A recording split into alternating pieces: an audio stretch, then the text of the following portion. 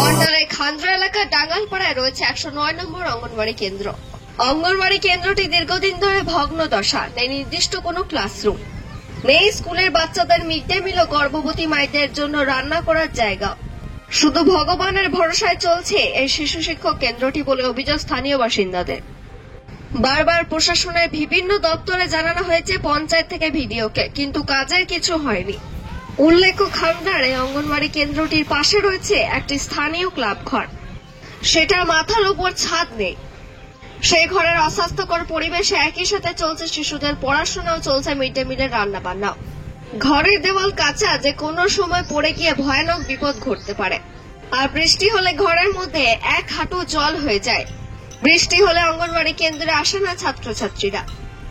গঙ্গা পাউরি নামে এক অভিভাবক জানান, যেভাবে স্কুলে অস্বাস্থ্যকর পরিবেশে বাচ্চা বাচ্চা ছেলে মেয়েদের বসিয়ে রাখা হয় পড়াশোনার জন্য, পাশেই হয় রান্না বান্নার কাজ।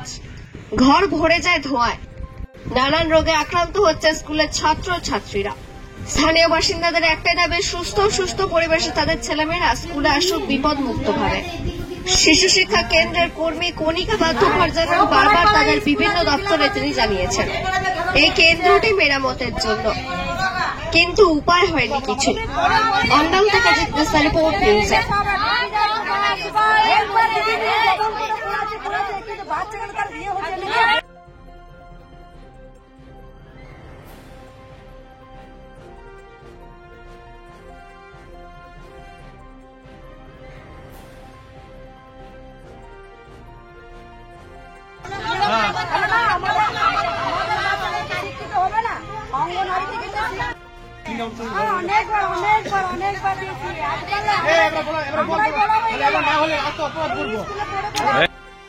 অবস্থা, বৃষ্টি পড়ছে, বৃষ্টির দিনে তো বাচ্চারা আসতে পারে না।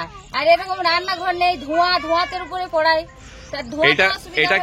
এটা ক্লাব আছে? হ্যাঁ, এটা ক্লাব। এই ক্লাবের মধ্যে বাচ্চাদেরকে রান্না টান্না করে খাওয়ায়। ওই একই জায়গাতে রান্না হয়, ওখানে বাচ্চাগুলো পড়ে। সরকার থেকে কোনো জায়গা করে বাচ্চাদেরকে করে না?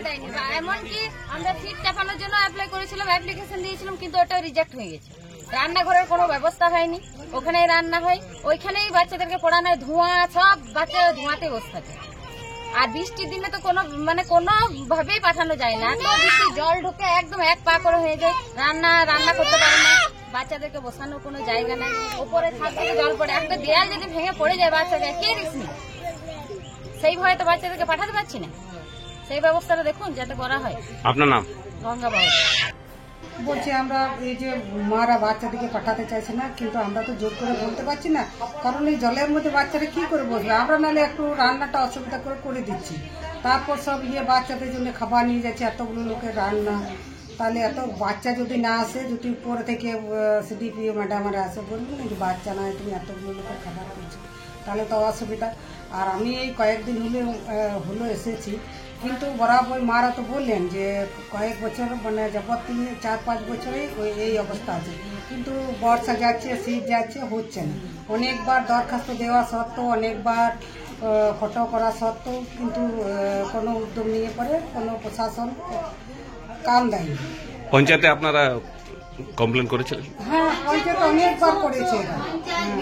তো এবার আমি চিন্তা ভাবনা করছিলাম, কালকে ওই জলের জন্য এসছিলেন ওনারা, 2 জন অফিসার এসছিলেন, ওনাদেরকেও বললাম, ওনারাও ছবি টবি করে নিয়ে গেলেন। ওনাদেরকে বললাম যে, ওনারা বললেন যে ভিডিওর কাছে যাবেন। আমি বললাম হ্যাঁ, ভিডিওর কাছে যাবো, মাদের যে সই টই নিয়ে। আমার সোমবার ভিডিওর কাছে যাওয়ার কথা আছে।